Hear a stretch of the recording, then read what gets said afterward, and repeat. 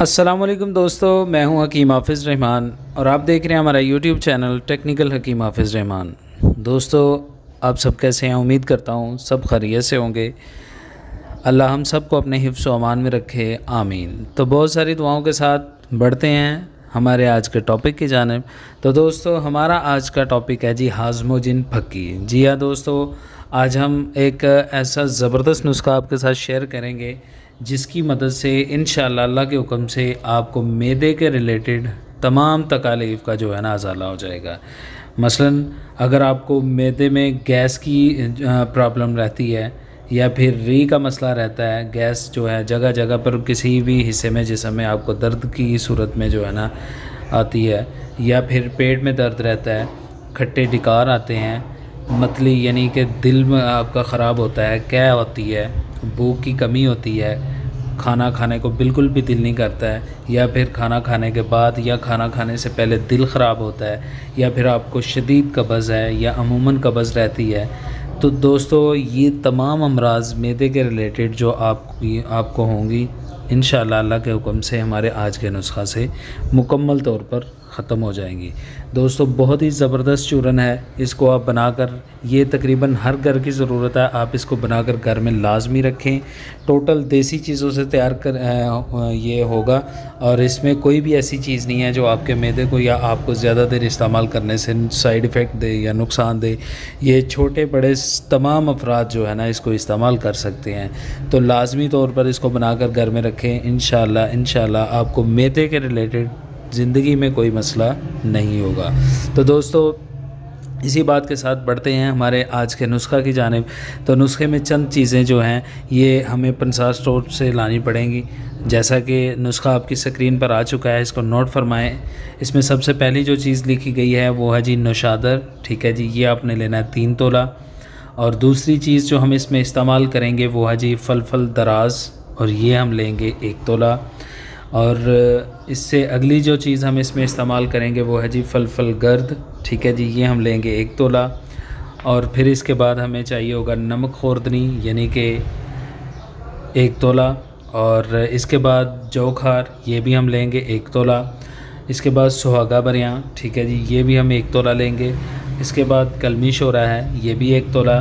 हरमची 1 तोला। दाना इलायची खुर्द 2 तोला। और 7 पुदीना 3 माशे।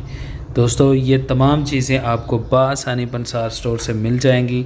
सिर्फ़ आपने ये करना है कि देखकर ये चीज़ें साफ़ सुथरी और एक नंबर चीज़ें लेनी है, तो इंशाल्लाह आपका नुस्खा मुकम्मल हो जाएगा। आप इसको कर ले आएँ, ठीक है जी, आपका नुस्खा टोटली तौर पर मुकम्मल हो जाएगा। तो दोस्तों, बढ़ते हैं इसके इस्तेमाल की जानिब।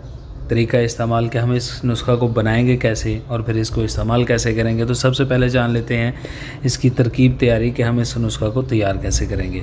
तो दोस्तों, ये बताई गई तमाम चीज़ें जो आपको बताई हैं, ये आप ले आएँ, इनको साफ़ करें। साफ़ करने के बाद इनका वज़न पूरा कर लें।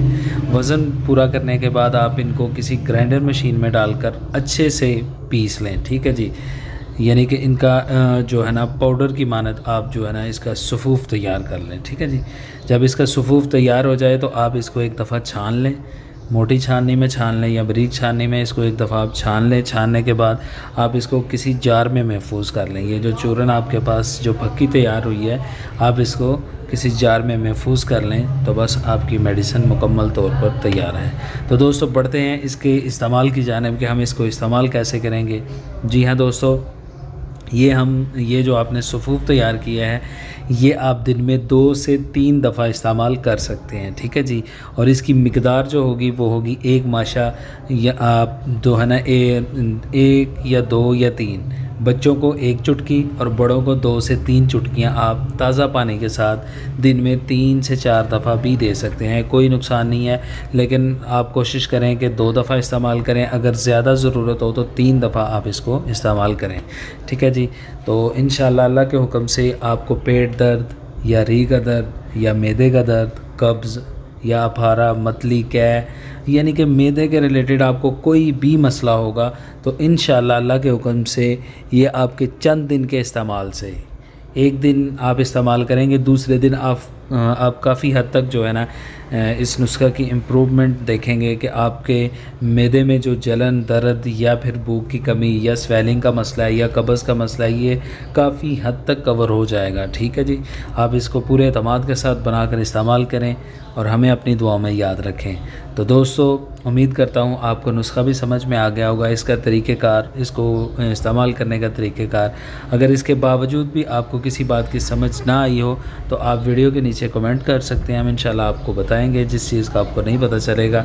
तो आखिर में आप सबसे गुजारिश है कि अगर अभी तक आप ने हमारा यूट्यूब चैनल सब्सक्राइब नहीं किया है तो प्लीज़ जल्दी से सब्सक्राइब करें, साथ लगे बेल आइकन के निशान को भी प्रेस कर दें ताकि हमारी हर नई आने वाली वीडियोस जो आपको आसानी से मिलती रहें। दोस्तों, इस चैनल पर इसी तरह की हम अपने आजमूदा और मुजर्रब नुस्खाजात, अपने मतलब के नुस्खाजात जो हैं आपके साथ शेयर करते हैं।